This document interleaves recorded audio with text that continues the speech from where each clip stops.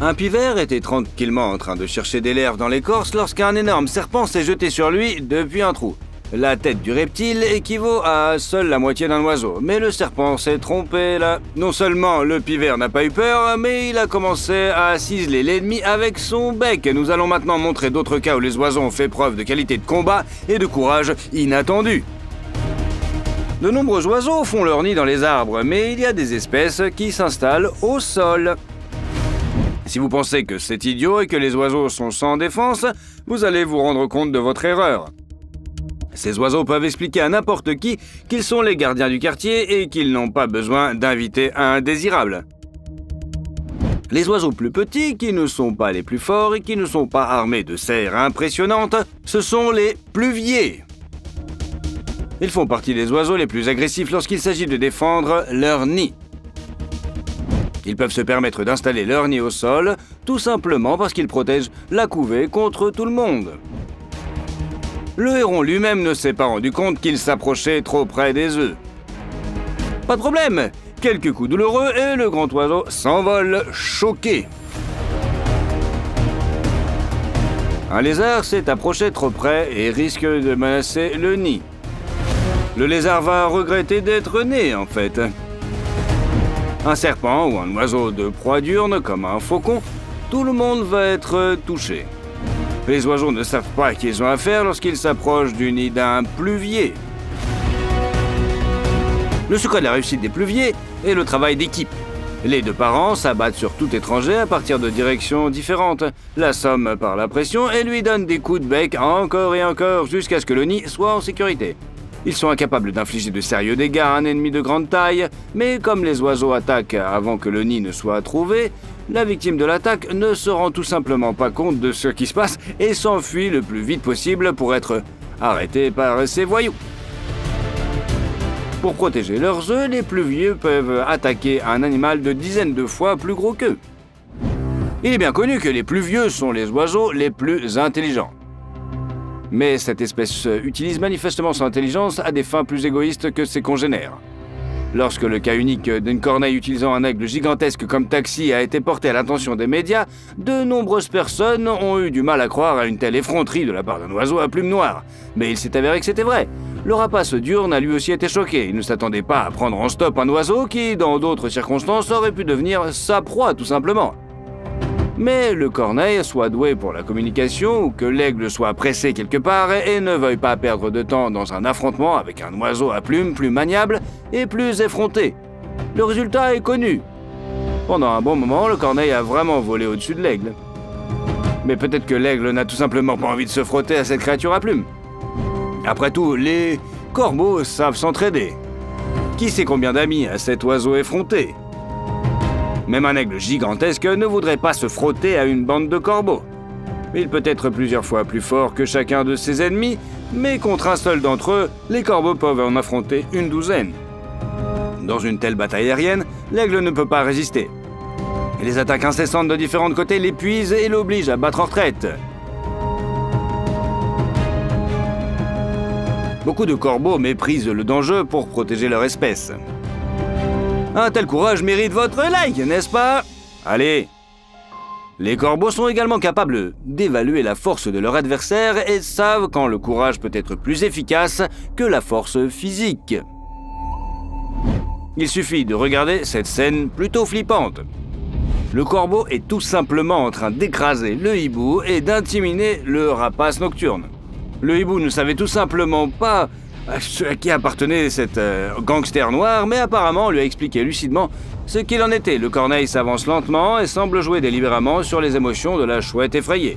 Il croasse, déploie ses ailes, se déplace lentement et de façon délibérément rectiligne afin de faire le maximum d'impression sur l'ennemi.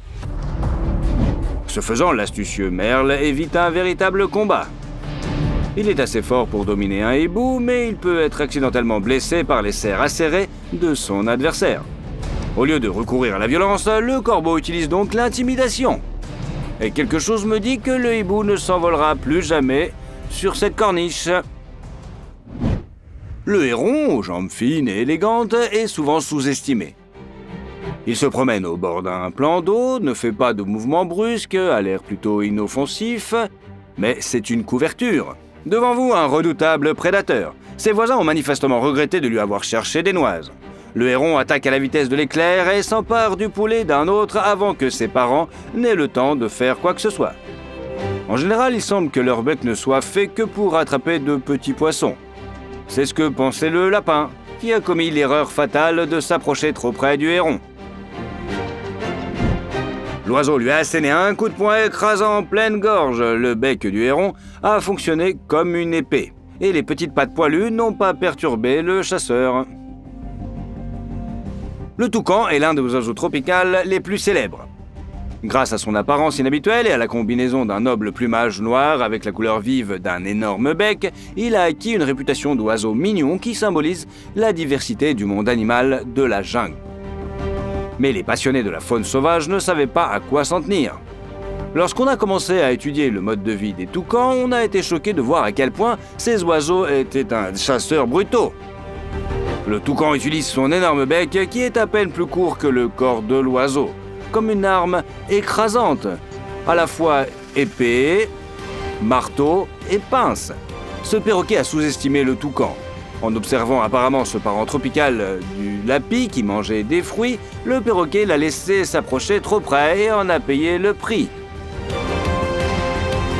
D'un coup puissant, un autre symbole à plumes des tropiques est victime du toucan.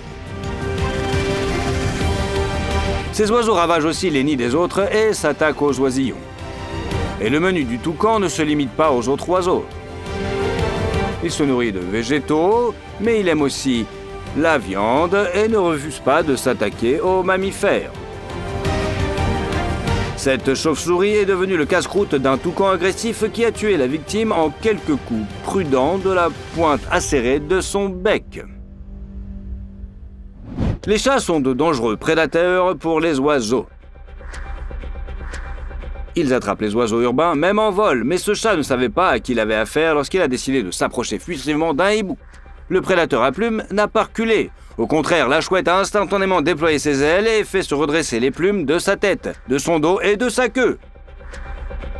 Le chat est choqué. L'oiseau qu'il aurait pu essayer de maîtriser est soudain devenu 3 fois plus gros que lui. Cette tactique est une technique de défense typique des hiboux et de certains autres oiseaux à plumes. Elle peut sembler plus amusante que menaçante à l'œil humain, mais elle a fonctionné sur le chat. Il a dû renoncer à ses intentions agressives. Lorsque le serpent a repéré les 2 oiseaux, il s'est préparé à attaquer. Après tout, ce ne sont pas des aigles, de quoi sont-ils capables, quoi? Mais il s'est avéré que cette espèce de coucou n'est pas le genre d'oiseau avec lequel on peut jouer. Ils n'ont que faire du venin du reptile, ne lui ont laissé aucune chance d'utiliser ses armes et se sont intelligemment jetés sur l'ennemi depuis différentes directions. L'un des oiseaux saisit la queue, l'autre la tête, de manière à éviter tout risque de morsure. En tout et pour tout, les 2 oiseaux terrassèrent le serpent venimeux en moins d'1 minute. Vous pouvez regarder 3 choses pour toujours. Le feu qui brûle, l'eau qui coule et une grue qui poursuit 2 tigres autour de l'enclos comme s'ils étaient de vilains chatons. Regardez comme se charrier, on finit par essayer de se rappeler leurs instincts de chasseurs. La grue a tout de suite montré qu'elle s'était trompée d'ennemi. Elle n'a pas hésité une seconde et a passé instantanément à la contre-attaque au premier signe de curiosité morbide de la part des bêtes carnivores. Il suffit de regarder comment la grue utilise tous ses avantages dans un combat avec les tigres. Chaque prédateur est environ 25 fois plus grand que l'oiseau. Mais la grue déploie ses ailes immenses, avance agressivement et menace de son long bec acéré. C'est comme si un berger allemand pouvait dominer 2 hippopotames quand même. Un avantage total en termes de puissance physique et de force ennemie n'est rien pour la grue. Elle poursuit les chats de proie adultes, les plus grandes panthères du monde, qui s'enfuient en panique. On a l'impression que l'oiseau s'amuse et se moque des grands prédateurs confus et humiliés. On peut les comprendre. Un bon coup à la tête peut priver le tigre d'un œil, mais la force de ses adversaires est incomparable. Le tigre pourrait balayer l'agresseur à plume d'un coup de patte et le mordre immédiatement après, mais non, la force de caractère dans ce combat est clairement du côté de l'oiseau. qui poursuit ses adversaires jusqu'à ce qu'il se lasse et montre par toute son apparence qu'il s'agit maintenant de son enclos. En théorie, les animaux sauvages devraient avoir peur des machines et des voitures. D'énormes pièces de métal à l'aspect étrange qui émettent un bruit effrayant, non naturel et qui se déplacent très rapidement. Mais la pratique va à l'encontre de la théorie. Ce représentant des corbeaux est un fan inconditionnel des drones et autres équipements bruyants. Et il exprime son attitude à leur égard de manière radicale. L'oiseau se jette sur le drone et commence à creuser des petits trous dans le plastique et dans le fer en plein vol. L'objectif est clair, le vandale à plume veut abattre l'appareil. C'est compréhensible, le drone fait un bruit gênant, interfère avec la chasse et est tout simplement ennuyeux pour lui. Les cas d'attaque d'oiseaux sur les drones sont de plus en plus fréquents chaque année. La raison en est simple. Le premier choc provoqué par l'apparition de ces déchets bourdonnants dans le ciel est passé. Les oiseaux se sont déjà habitués au fait que les drones ne représentent pas une menace sérieuse. Ils essaient donc de se débarrasser de ce voisinage désagréable. Le pilote de ce drone ne s'est manifestement pas rendu compte qu'il dérangeait quelqu'un. Mais il était trop tard. Tout ce qu'il reste de son petit drone après une chute brutale d'une telle hauteur est un tas.